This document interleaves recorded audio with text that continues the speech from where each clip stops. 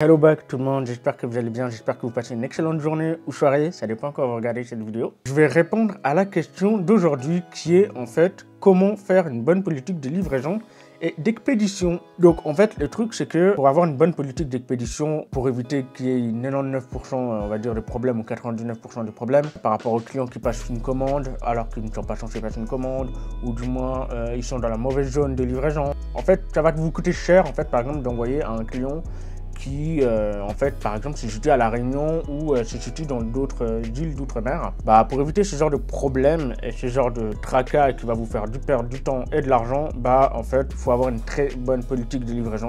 C'est même crucial, en fait, la survie de votre e-commerce en dépend. Donc, j'aime pas dire ce genre de termes, hein, j'aime pas être un peu arrogant, tu vois, mais les choses ne font pas prouver le contraire. Et littéralement, dans l'e-commerce, il faut savoir que en fait, le client, c'est comme un enfant de 4 ans. Au bout d'un moment, quand il fait trop de bêtises, tu dois soit lui punir. Ta place, c'est à la cuisine.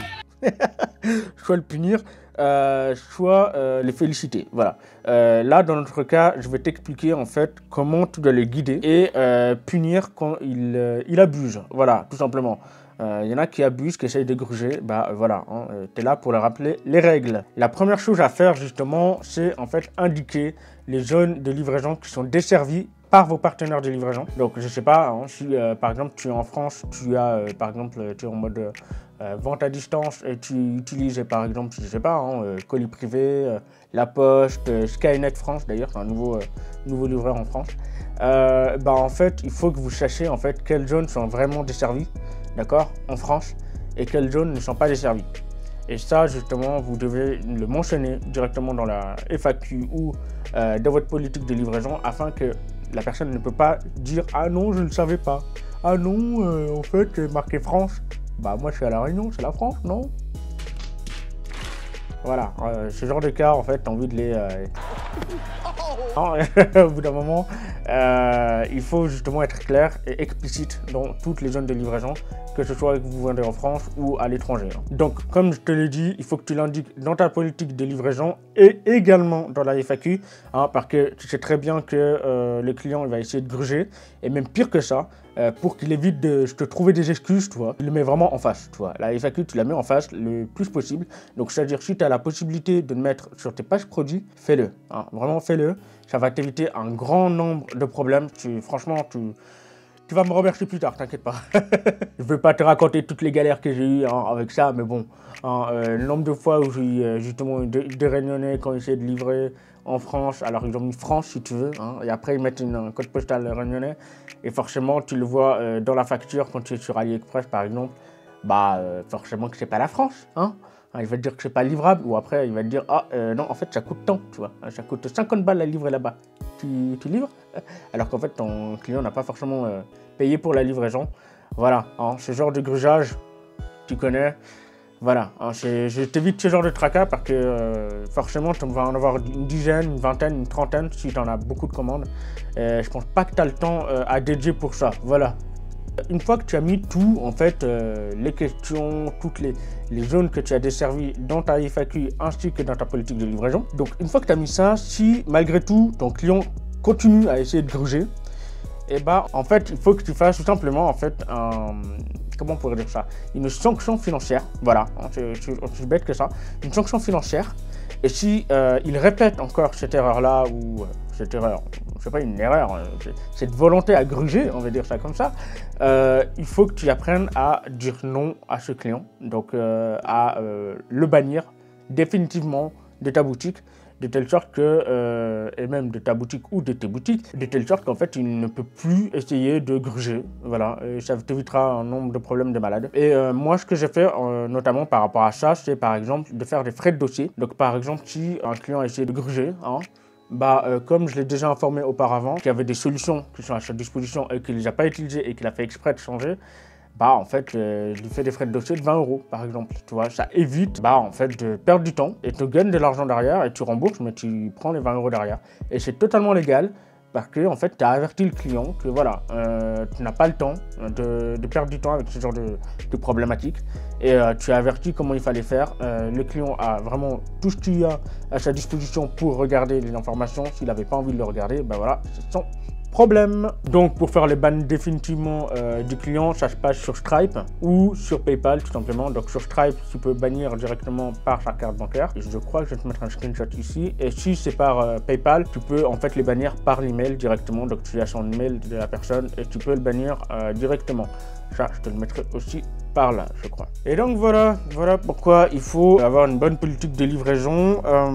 Moi, je vais te raconter pourquoi il faut apprendre à être sévère, parce que en fait, quand tu es gentil ou trop gentil, en fait, ils essayent de te prendre la main, puis après de prendre les bras, puis après de prendre l'épaule direct. Et tu te rends pas compte au départ. Et puis en fait, tu dis ah ouais, en fait, ils sont comme ça. Ah d'accord. Estime-toi déjà heureux, petit privilégié capitaliste. Ah d'accord, mais c'est trop tard. Tu as déjà avancé dans la démarche en fait de gentillesse. Donc tu es soit obligé d'être gentil jusqu'au bout, soit tu commences à stopper, mais la personne va commencer à être mécontente et va déclarer en fait son mécontentement ou va le balancer partout sur les réseaux, alors qu'en fait elle sait elle-même qu'elle est en tort. Mais tu sais, les gens ils sont de mauvaise foi, il faut l'accepter, c'est comme ça. Je vais te donner un exemple que moi j'ai eu, donc moi je vais lire justement évidemment parce que ça date un petit peu, mais voilà. Mais en fait j'ai eu la première cliente en fait qui avait un délai de rétractation dépassé. De plus de 15 jours en fait littéralement, et en fait le truc c'est que elle avait un colis non ouvert, hein, d'accord, mais elle voulait un remplacement de colis. Alors moi j'ai dit ok, il n'y a pas de souci, éventuellement on peut faire un geste, d'accord, on paye la moitié de frais de retour, donc elle envoie chez nous, on lui paye la moitié. Le truc c'est que elle a tout simplement retourné le colis, il n'y a pas de problème. Par contre, elle n'a pas recommandé derrière. Elle m'avait dit oui, alors en fait elle voulait tel et tel modèle, mais elle ne m'avait pas recommandé derrière, et du coup en fait elle a commandé ailleurs. Donc au final, je me retrouve avec un colis en retour. J'ai payé des frais derrière et j'ai dû le rembourser derrière. Oh merde! Oh, c'est con ça! Au final, voilà, je me suis fait doublement entuber, alors que en fait les délais de rétractation étaient dépassés. Donc encore une fois, quand il y a le délai de rétractation qui est dépassé, vous êtes libre de droit. Vous n'êtes pas obligé d'accepter ce colis ou d'accepter une commande en retour. C'est dans votre droit, littéralement, de dire non. Tu avais 15 jours pour choisir entre regarder ton colis et le renvoyer, et tu ne l'as pas renvoyé. Ciao, bye, basta, ciao, casse-toi. Donc moi, en fait, j'ai un autre exemple aussi. J'ai en fait une cliente qui était au Sénégal et qui a essayé de commander et en fait, qui disait qu'elle avait des problèmes pour payer machin avec PayPal. Sur mon support client. Alors moi, l'erreur que j'ai fait, la plus grosse erreur forcément, c'est de lui répondre. De lui répondre que oui, en fait, voilà, quel est votre problème et tout. Non, il ne faut pas aller de ce sens-là, il faut lui dire non, stop. Tu vois, hein, on ne livre pas au Sénégal, vous ne devez pas les commander, on annule votre commande, on prend 20 € de votre de frais de dossier et ciao bonne, tu vois. Parce qu'au final, moi, cette cliente-là, elle ne m'a même pas commandé derrière. Elle m'a coûté du temps parce qu'au final j'ai dû régler son problème de PayPal, façon de parler.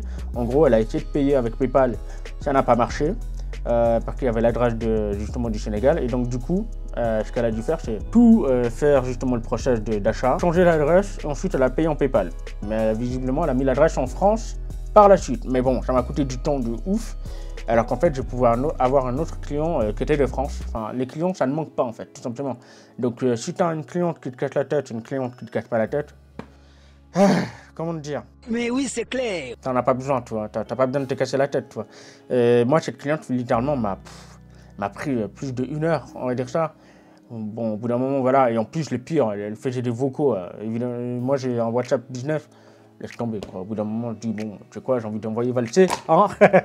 Mais du coup, voilà. Bref, tu m'as compris, vous n'êtes pas censé être les souffres-douleurs de votre client, d'accord? Si la cliente a elle a ciao, on l'envoie valser, bye. Voilà comment faire une bonne politique de livraison ou d'expédition au FAQ, ainsi que, voilà, je t'ai expliqué justement mes anecdotes. Si tu as bien aimé la vidéo, n'hésite pas à la liker, à la partager, et je te dis à la prochaine pour une prochaine vidéo. Peace! Les anecdotes et voilà pour comment il faut faire justement J'espère que ma vidéo te plaît. Alors, en fait, tu es en forme. Il y a un moucheron qui passe.